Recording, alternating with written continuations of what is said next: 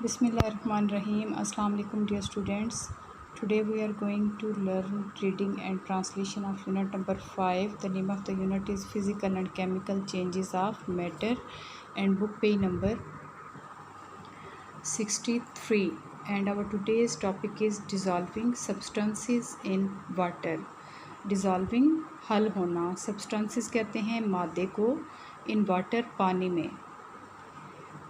You have observed in activity 5.1 that salt dissolved in water. आपने activity number 5.1 में ये देखा कि जो नमक था वो पानी में डिज़ोल्व हो गया या हल हो गया.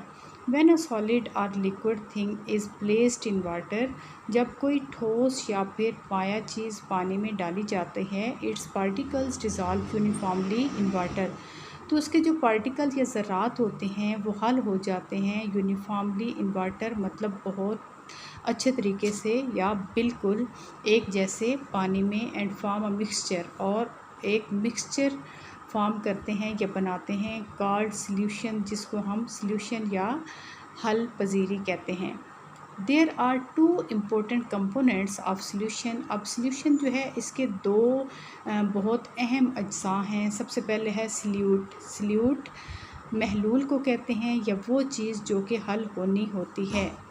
The substance that dissolved in water and is in less quantity is called solute. For example, sugar and salt. कि ऐसा मादा जो कि डिसॉल्व होता है पानी में और वो क्वांटिटी या मिकदार में कम होता है उसको सल्यूट कहते हैं. फॉर एग्ज़ाम्पल जैसा कि चीनी और नमक है.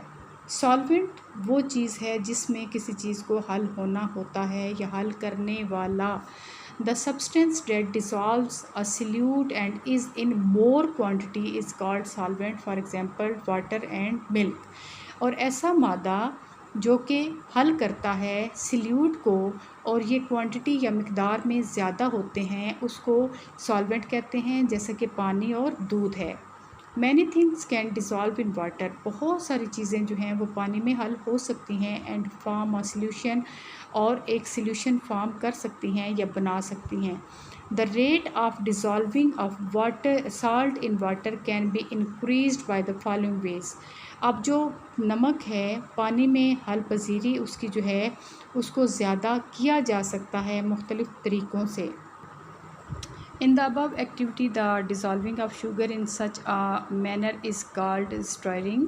When you stir sugar in beaker, it dissolve faster.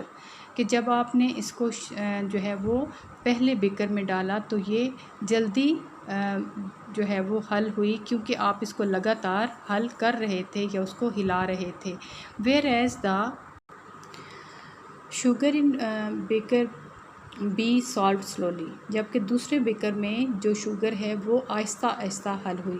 If the sugar is not stirred even then it will dissolve but it will take more time. अगर आप चीनी को ना भी हिलाते तब भी ये उसमें हल हो जाती, लेकिन ये बहुत ज़्यादा टाइम लेती. अब यहाँ पे ये मुख्तलिफ़ एक्टिविटीज़ हैं. इंक्रीज़ टेम्परेचर, टेम्परेचर को या दर्जा हरारत को बढ़ाना. डिक्रीज़िंग द साइज़ ऑफ पार्टिकल्स, या फिर डिक्रीज़ कर देना, कम कर देना जो साइज़ हैं पार्टिकल या ज़र्रात के. इनको आपको पढ़ के आइडिया हो जाएगा ये किस तरह से हो सकती हैं. The solution of any solute depends on the size of its particle. कि जब कोई भी चीज़ किसी चीज़ में हल होती है तो वो उसका इन्हिसार इस चीज़ पर होता है कि उसमें पाए जाने वाले या उसमें हल होने वाले जो पार्टिकल्स हैं उनका साइज़ कितना है. The solute which are made of small particles, powder या sugar, dissolve in solvent faster as compared to the solutes made of large particles, for example sugar cube. मतलब ये कि वो चीज़ें या वो ज़रात जैसा कि पाउडर है या शुगर है, अगर वो साइज़ में कम होगी तो वो जल्दी उसमें डिज़ोल्व होगी, लेकिन अगर साइज़ में कोई चीज़ बड़ी है तो उसको डिज़ोल्व होने में टाइम लगेगा. Dilute and concrete solution. यहाँ पे अगेन एक्टिविटी है. Drinks such as milk, tea and soft drinks are all solution. के मशरूबात जैसे कि हम दूध पीते हैं, चाय पीते हैं या सॉफ़्ट ड्रिंक लेते हैं, वो सारे क्या हैं, वो सॉल्यूशंस हैं। A solution having minor quantity of solute is called dilute solution. अब वो सॉल्यूशन जिसमें जो क्वांटिटी है वो बहुत कम है सॉल्यूट की, उसको हम डिल्यूट सॉल्यूशन कहते हैं। A solution having more quantity of solute is called the concentrated solution. और यहाँ पे मेरे ख्याल में मैंने इसको रॉन्ग प्रोनाउंस किया है, लेकिन ये जो वर्ड है ये है कंसनट्रेटेड। तो मतलब ये कि जिसमें सॉल्यूट की क्वांटिटी ज़्यादा होगी उसको हम कंसनट्रेटेड सॉल्यूशन कहेंगे। Chemical changes in everyday life. Chemical केमियाई तब्दीलियाँ रोज़मर्रा ज़िंदगी में, if you look around you will see leaves of plants, branches, vegetables, fruits, paper and pieces of would.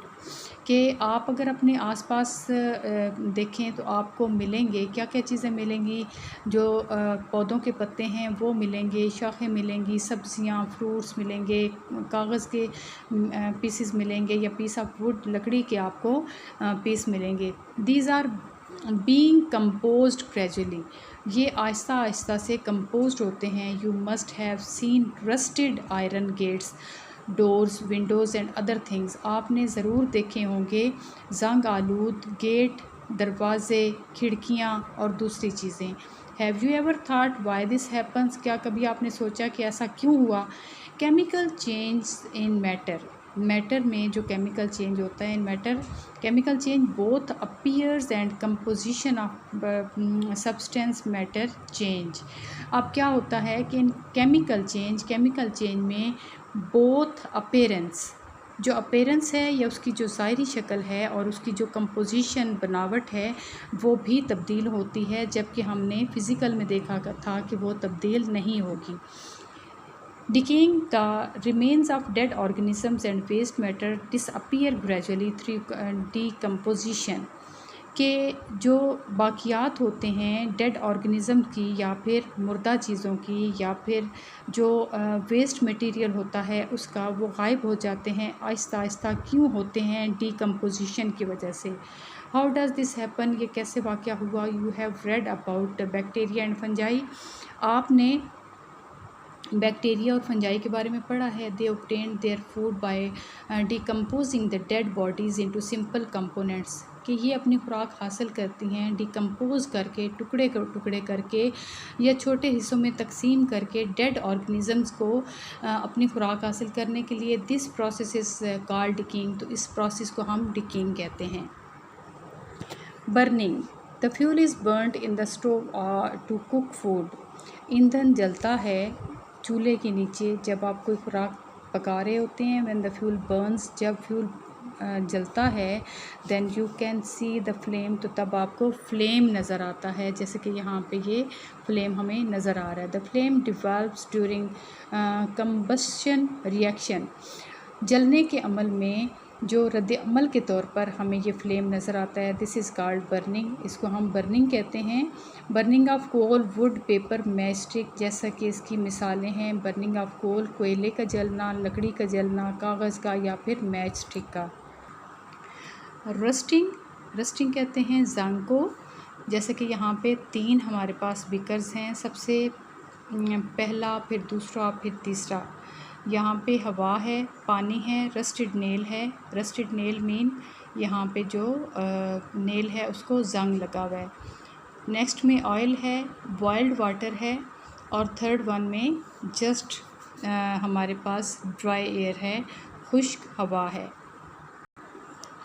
In this activity you have observed that in one of the test tube the color of the nail change। आप देखेंगे कि इस activity में एक जो nail है उसका colour जो है वो चेंज है। In this test tube oxygen was present। इस टेस्ट ट्यूब में जो ऑक्सीजन गैस है वो मौजूद थी, विच रिएक्टेड विद आयरन, जिसने रिएक्ट किया या रद्द-ए-अमल दिखाया लोहे के साथ। ड्यू टू दिस रिएक्शन, और इस रद्द-ए-अमल के नतीजे में the colour of the iron change, जो लोहे का रंग था वो तब्दील हो गया। The change that occurred on the iron due to the action of oxygen and water is called rusting. अब जो चेंज वाक़या हुआ लोहे पर किसकी वजह से, रद्द अमल की वजह से ऑक्सीजन के और पानी के, इसको हम रस्टिंग कहते हैं। Iron plus oxygen plus water is equal to rusting. Difference between physical and chemical change, फ़र्क क्या है फ़िज़िकल चेंज में और केमिकल चेंज में। We have already read that there are two types of changes, हम पहले से पढ़ चुके हैं कि तब्दीलियों की दो किस्में होती हैं, एक फ़िज़िकल होती है और दूसरी केमिकल होती है। If during a change of any material if no new material is formed with different properties than such change is called the physical change. कि किसी भी तब्दीली की सूरत में अगर कोई भी नई प्रॉपर्टी के साथ चीज़ नहीं वाक़या होती तो ऐसे चेंज को या तब्दीली को हम फ़िज़िकल चेंज कहते हैं। Physical change can be reversed, अब फ़िज़िकल चेंज जो है वो रिवर्स्ड हो सकता है, वो दोबारा से हो सकता है।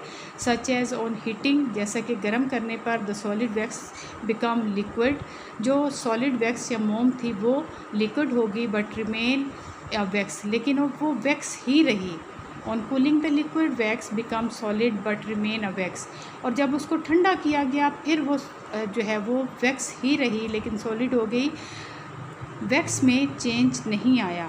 A change in which a new material with different properties is formed is called the chemical change. अब केमिकल चेंज ऐसा चेंज होगा जिसमें कोई मटीरियल जो है उसमें जो प्रॉपर्टीज़ है वो डिफरेंट हो जाती हैं। The burning of paper is a chemical change as ash is formed in the process. अब जो बर्निंग ऑफ पेपर है या कागज़ का जलना वो केमिकल चेंज है क्योंकि उसके नतीजे में राख जो है वो फॉर्म होती है। The chemical change can not be reversed, और जो केमिकल चेंज है ये रिवर्स नहीं होता।